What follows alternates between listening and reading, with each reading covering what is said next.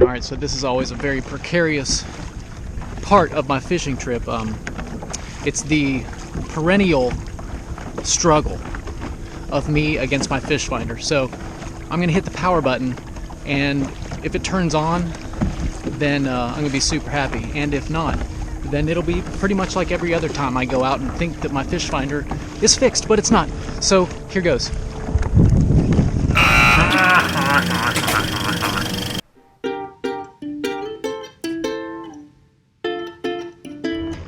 Well, hey, good afternoon, folks. It's Greg from the Fish Jam Laugh channel coming at you for the first time in a very long time.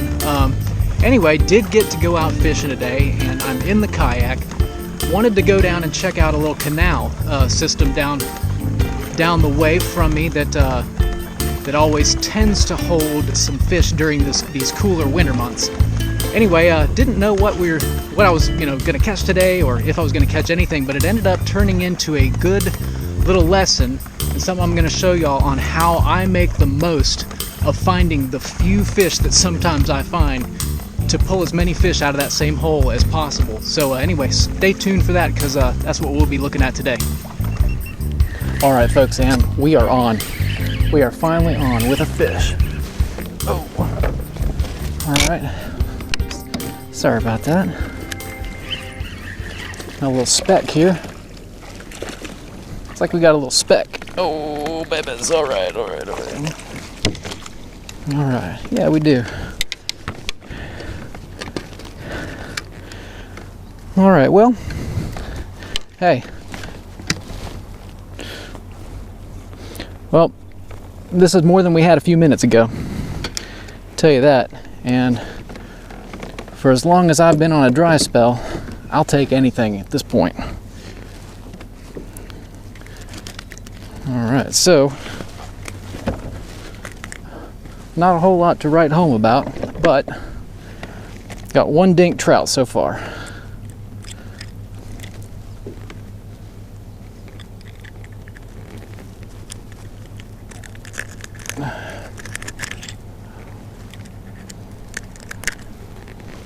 All right, back you go. All right, that's number one. See if we can catch a few more of those, just to say we did something today.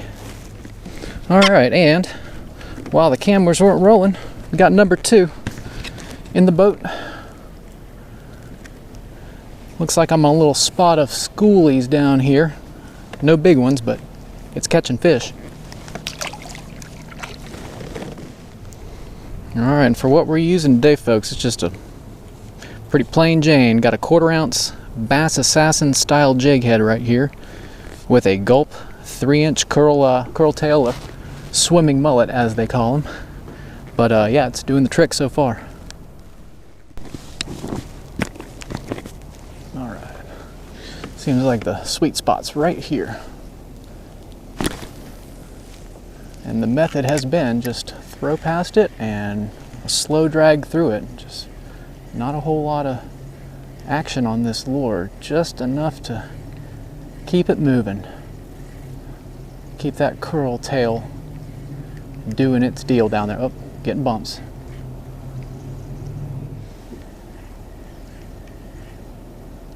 Oh, there's a bump.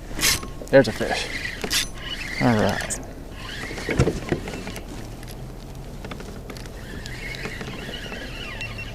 All right, we are on some trout in this canal, folks. Don't need a net for this. All right, that was number 3.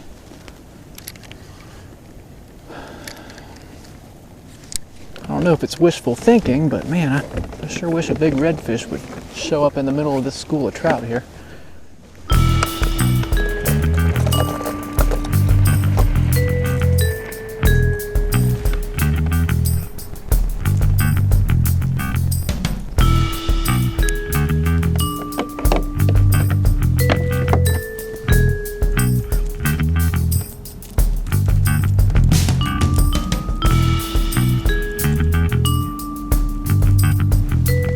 All right, so here's something I do every now and then.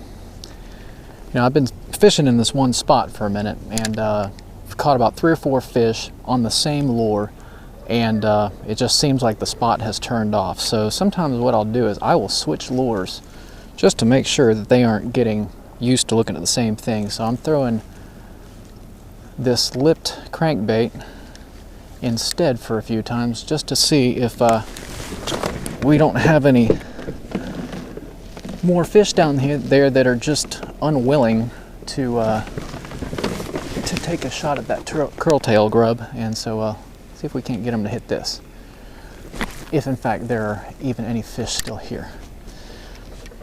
But this is a good way to find out.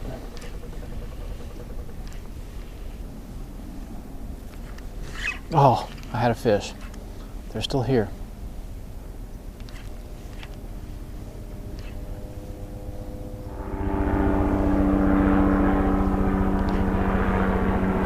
There we go. There. Oh, there we go. That's a fish.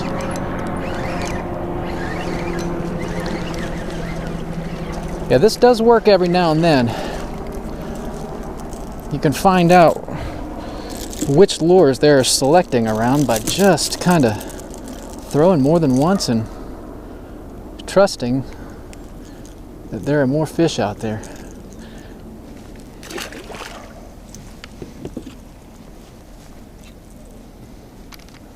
All right, so there's one since the bait change.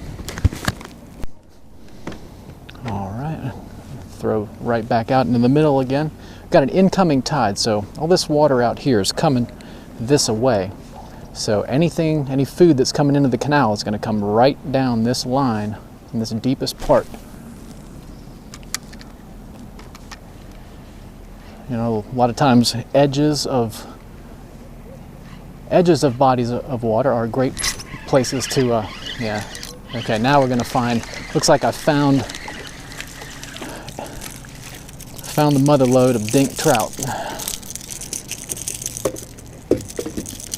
But it just goes to show why these trout are where they are when they're here. Again, any food source that's going to come into this canal is going to come right down this channel right here. So this is a great first stop for fishing canals. It's right at the mouth. Oh yeah.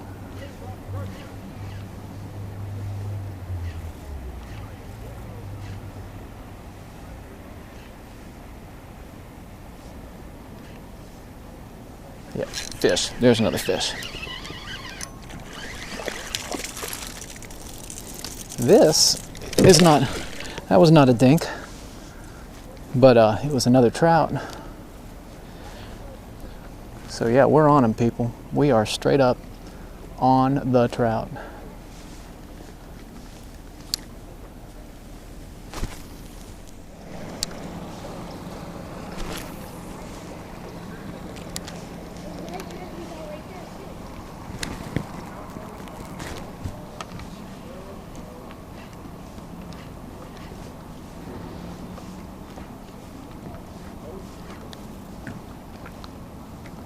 You see what happened right there? You know, a boat just came through.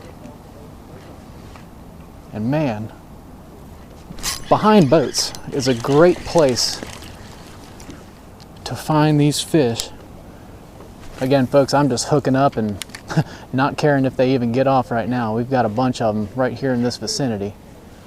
And they are all about this Yozuri crystal shrimp. There's another hit. Man, sure wish we could bow up on something that would fight me for more than about 10 seconds. There's another hit.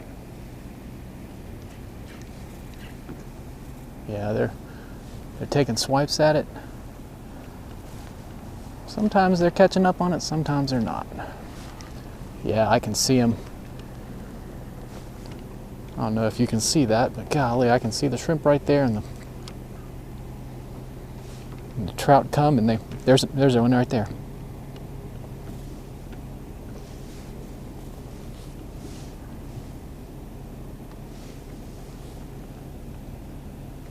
So yeah, these trout are right underneath me right now. I want to catch a redfish. Let's make a racket. Sometimes redfish like a racket.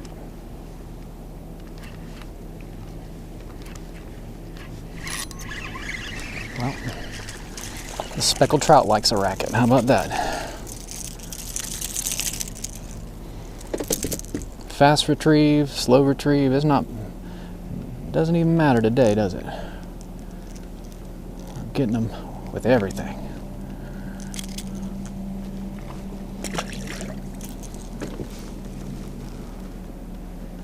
Uh-oh, here come the dolphins. Yeah, I think the fish are about to get scarce because we've got some dolphins in here. You know, nothing will blow up a fishing spot faster than a pod of dolphins swimming right through the middle of it. Anyway, I hope you learned something today, and let me know down in the comments whether or not you're able to extend your fishing days by using multiple lures. Take care, we'll see you in the next video.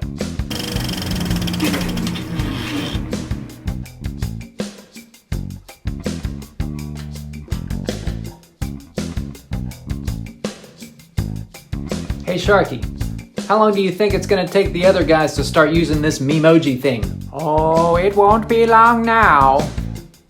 It won't be long now.